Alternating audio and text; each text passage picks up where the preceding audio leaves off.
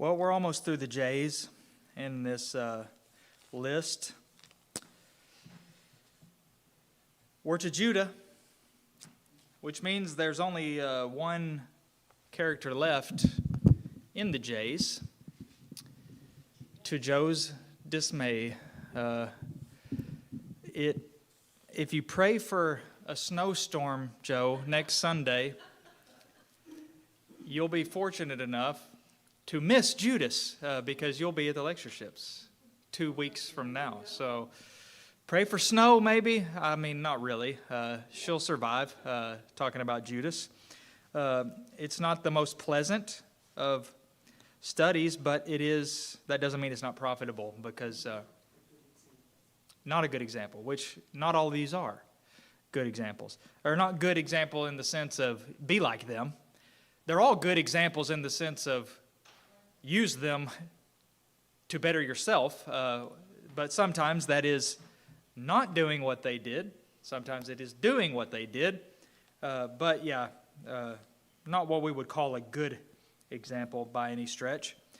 And there are there's only one ultimately good example, because everybody has some things that you don't want to follow, and some things that you do want to. Judah is an example of that. Who was Judah?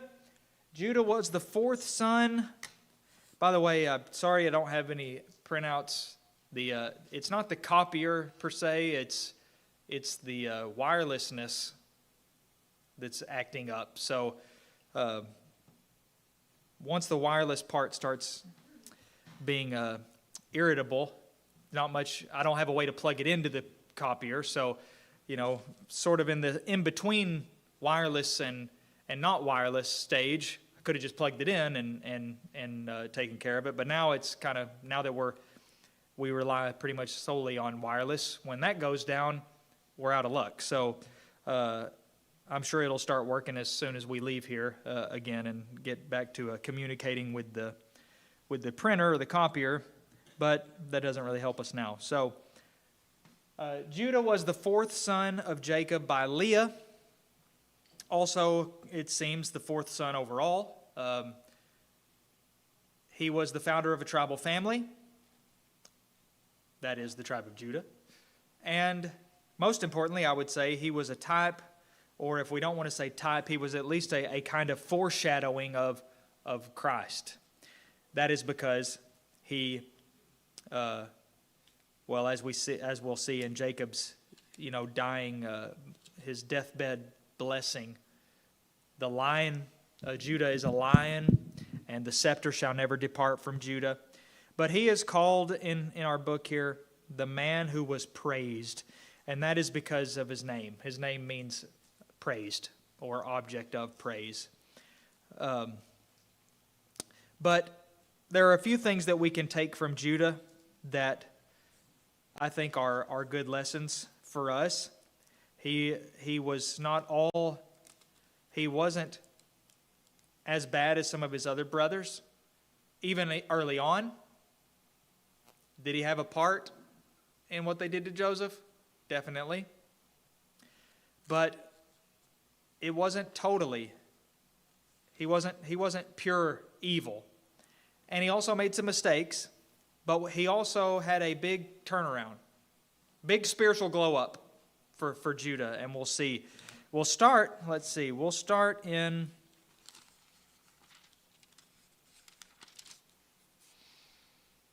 which one do we want to look at first? Probably Genesis 37, which is mainly about Joseph, but Judah does pop up by name. If you remember, Joseph's brothers absolutely hated him. He didn't help himself very much whenever he decided to tell them his dreams. Hey, I had a dream, and your stalks all bowed down to my stalks, and that kind of thing. Or there were these stars, and yours bowed down to mine, and so on and so forth. Don't know what compelled Joseph to tell his brothers that. The dream was obviously, divine prophecy, but I don't see any indication that Joseph had to tell them that, tell them about it himself. But at any rate, what all this led to was them ultimately wanting to kill him, and instead they had this plan to throw him in the well. And do you remember who it was that decided, that basically saved Joseph's life? Which of the brothers? Well, before that. Okay, Reuben, the oldest, said, instead of throwing his dead body into that well, why don't we just throw him in the well? And Moses, who recorded this, he wrote the book of Genesis, informs us Reuben had a secret plan to come back later and get Joseph out and take him back to dad. So Reuben sort of rises as a hero in this. Well, he apparently goes off somewhere. He's not with the others. They sit down and have a nice little lunch break or something while their brother Joseph's down there in that dry well. And Judah is going to be the hero. And let me back up a little bit. I don't know how much credit we need to give Judah for this. There are two possibilities. Here's what his idea was. Why don't we get him out of that well and sell him to these Ishmaelites that are coming? Now, there are two possibilities. Number one, Judah was just greedy, and he thought, hey, we can turn a profit for this. We won't make any money if we just leave him down there. But if we sell him to the Ishmaelites, we'll be rid of him and we'll make a pretty penny off of it. That's option number one, okay? I kind of like to think that Judah thought he was saving Joseph. Now, I don't have any, I'm well aware that his words kind of make it sound like the other one is true, because his exact words were, what profit is it if we kill our brother and conceal his blood? Why don't we sell him to the Ishmaelites? So that makes it sound like, hey, we won't make any money if we do this, but we will if we do this. Or maybe he was just saying that because what he really wanted to do was not see his brother die. I kind of like that version. At any rate, he didn't know what Reuben's plan was, so he blows the whole thing. If his goal was to save Joseph's life, he unintentionally ruined Reuben's whole plan. Because now Reuben gets back, or when Reuben would get back, he would find Joseph's not in there anymore. And he's unattainable. But I still like to see that Judah, I like to think that he was trying to do something good here by not letting his brother starve to death down there in the well, or whatever else might happen to him. Which part? Oh, for he is our brother. Yeah, let not our hand be upon him. Yeah, that would definitely seem to suggest that he didn't want it to be their fault that if he dies. For he's our brother.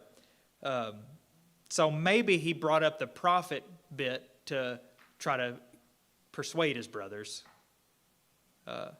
rather than just saying, it's kind of like Reuben. Reuben didn't just outright say, what are y'all, crazy? This is our brother we're talking about here. We're not throwing him in a well.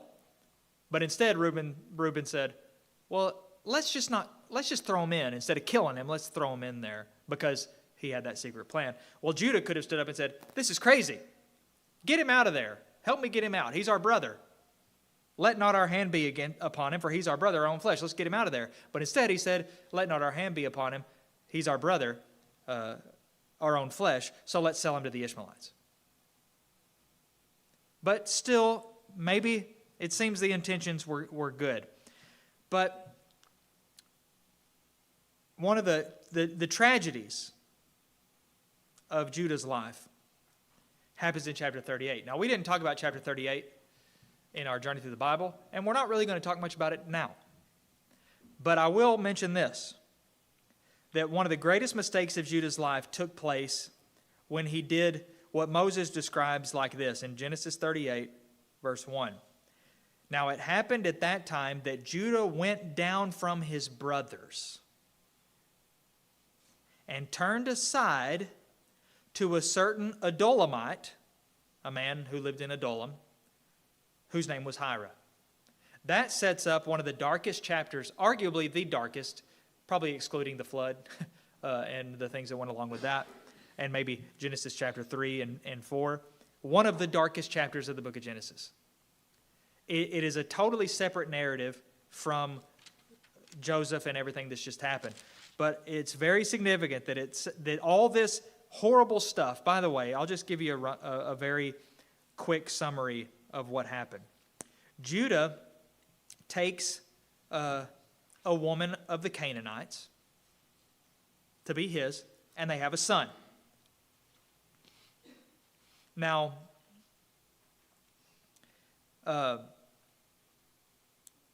time goes by, and he has a daughter-in-law named Tamar. And he commands,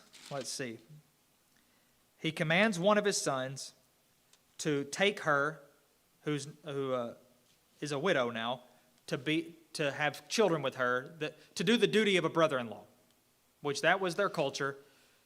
He would take her as his wife and perpetuate her lineage, or whatever you would say. But he refused. So God put him to death. And I think that happened twice. His firstborn was wicked, so he put him to death. Then the second one refused and refused to carry out the duty of a brother-in-law, so God put him to death. Then Judah, go ahead. Just a question. In the Hebrew, it's translated Yeah. which in English language is a big mistake, an error. Yeah, well, it's not spelled the same, but So it isn't a derivative of the big mistake? not that I know of. That would be ERR, 2 R's. Yeah. I don't know if there's any connection. I've never thought of that. So the other son was put to death because he refused to do this duty. And then Judah tells his daughter-in-law, "Stay a widow for a while until my other son grows up, and I'll give him to you as a husband." Time goes by, and Judah didn't do it. Didn't hold up to his end of the deal. So Tamar, I'll just cut to the chase. Judah ends up impregnating his daughter-in-law. And later finds out that it was her. He didn't know it was her. She covered her face. He thought she was a prostitute. And all this is really to show how the next in line, in the Messianic line, was born. His name was Perez. So that's the whole point of Genesis 38. But this is a horrible turn of events. Judah, he messed up, and he messed up, and he messed up. Sort of a domino effect of mistakes. And he admits it there at the end. It says, "She is more righteous than I am." Because all this, everything she did by disguising herself like this and playing this game, is because I didn't keep my word to give her my son, Shelah. So, but here's the thing that I focus on in chapter 38. None of this would have happened. None of it. If Judah had not down from his brothers to Adullam. There's the spiritual, it's a literal phrase, but for us, we can make it spiritual. He went away from his brothers. He left his people. And he went and started spending time and dwelling among the Canaanites. And that started this downward spiral of Judah's life. So, it's a dark chapter. It's not necessarily family friendly, but it all started because he went down from his brothers. And that's a lesson that we've already seen with several characters. It's a lesson that we will continue to see, as we'll point out at the end. Now, his character arc. Judah has a good character arc because even if we ascribe to him the worst motives for selling Joseph to the Ishmaelites, Judah seems to have he shines brighter than any of the other brothers. later on in Genesis, whenever Joseph is effectively the ruler of Egypt, and they're coming to him, and they don't know that it's him, and he's playing these games with them, testing them. It's Judah, if you remember. Joseph told them,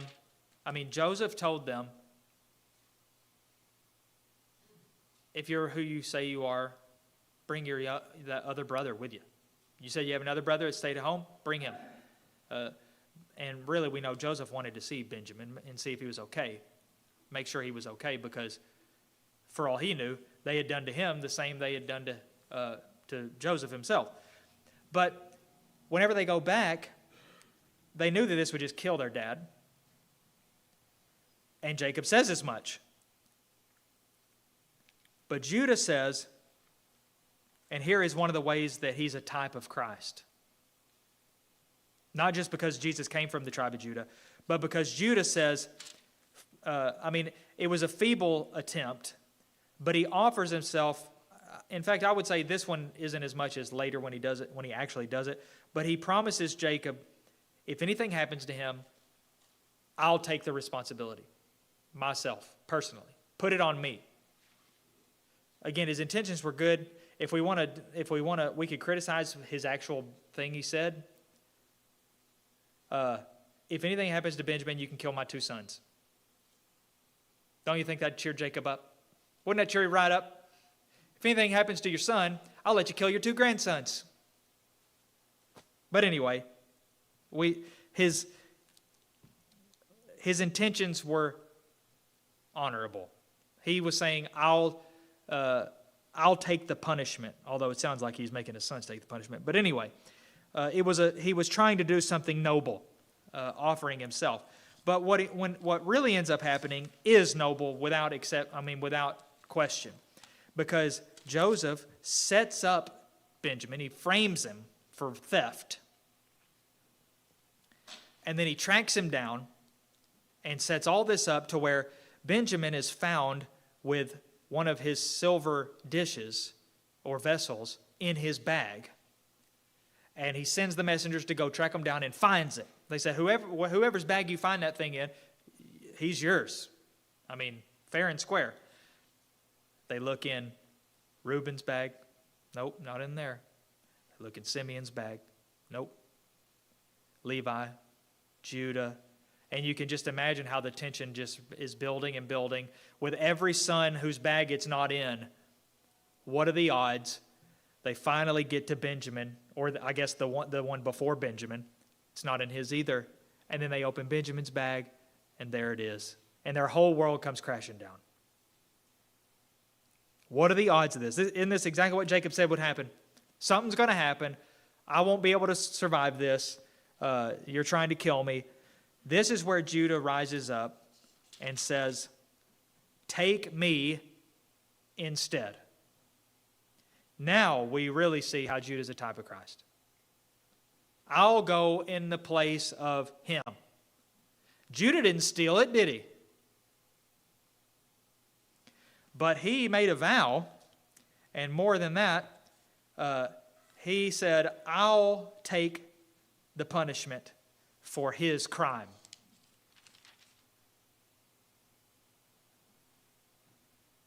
This is Judah's his highest moment.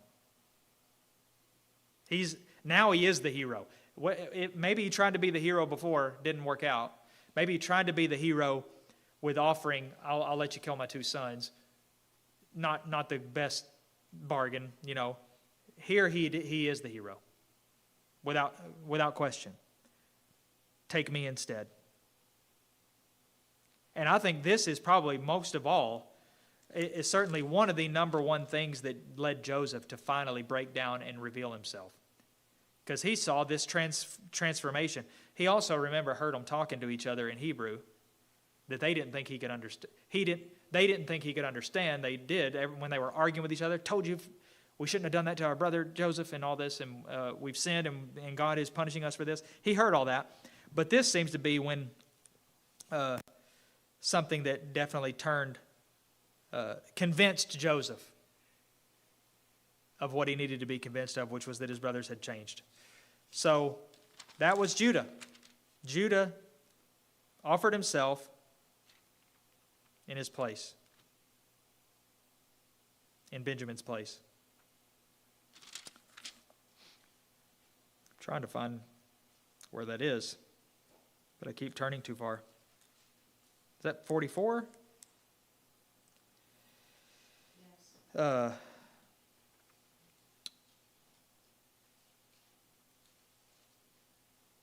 The speech is pretty long. It begins in verse 18. Let's see. He kind of tells the whole story. Like, this will kill our father if this happens. Yeah, there it is. My page cuts it off. So let your servant, that is me, let me remain instead of the boy, him, as a servant to my Lord, and let the boy go back with his brothers.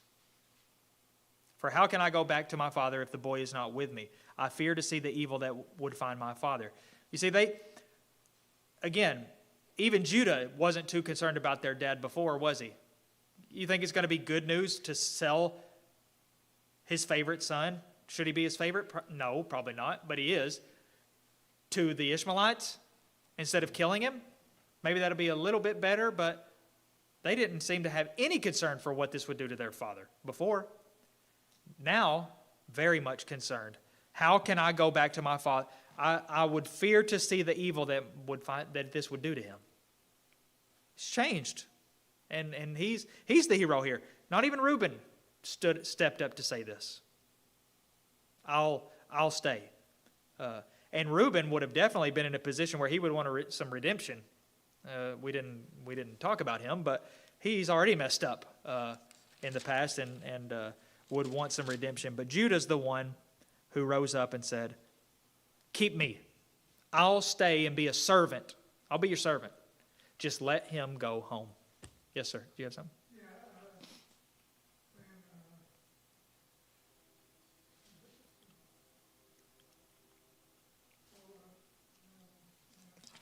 I drove it out of your mind. I do that a lot. Well, if it comes back to you, let me know. So, last thing we'll just look at is what Jacob says about Judah in his blessing. Judah, and here's the basis of the lesson, I guess. In addition to Leah's reaction to his birth, it says, Judah, your brothers shall praise you. Your hand shall be on the neck of your enemies, conqueror. Your father's son shall bow down before you. Dignity, royalty almost. Did you think of it? Yeah, go ahead. What was Jacob's reaction when he brought back the colt and then he called it and blessed it and blessed it? He was heartbroken as he could be.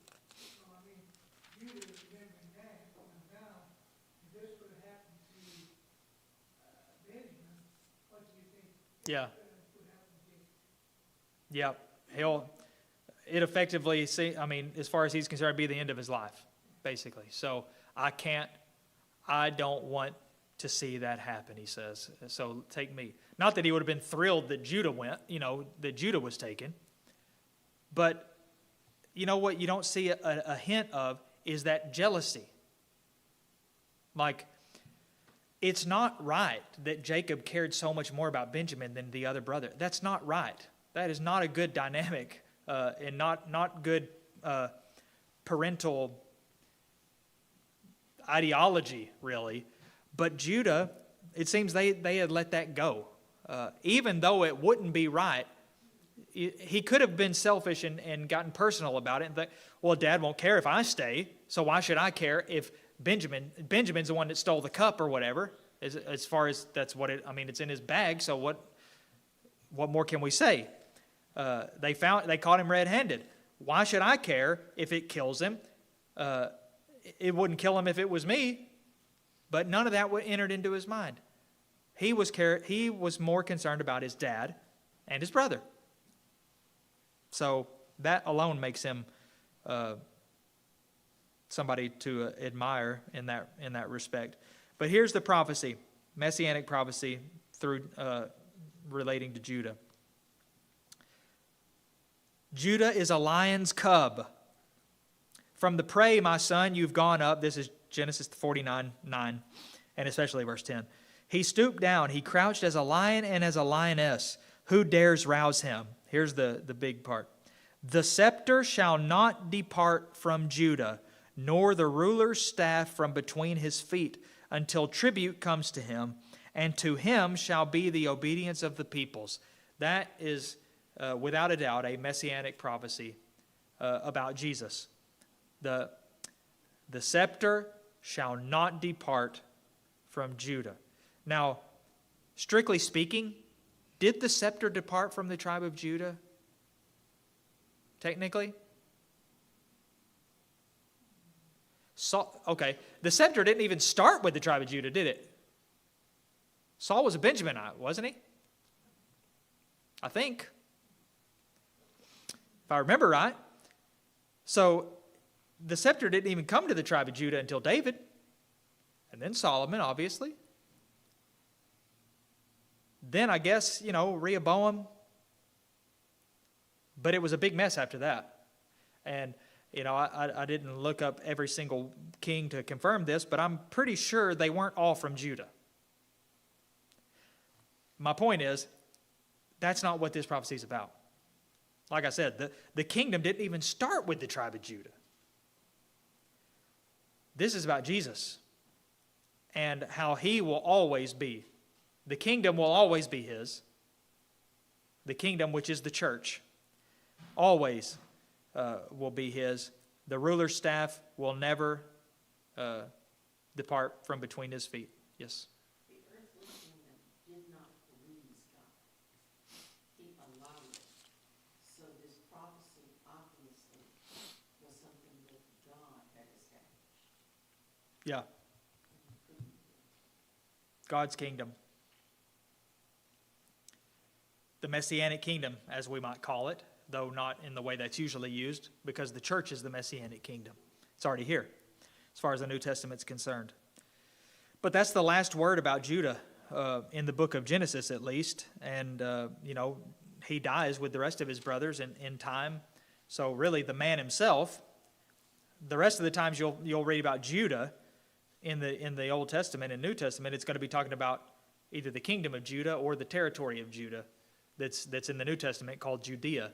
Same area, just slightly different spelling and pronunciation. But Judah gets to end, unlike some of these others that we've talked about recently. Josiah had a tragic ending. Somebody else that we talked about recently didn't have the greatest ending. But Judah ends on a high note with that, not only that self-sacrifice, but with that connection to the Messiah there in the blessing of Jacob. All right, here's what I got from that. Just two things. Number one, again, this is the lesson that we've gotten from several of these already. Paul said, 1 Corinthians 15:33, evil companionship corrupts good morals. Where did he get that idea from? Well, you might say the Holy Spirit. Okay, fair enough.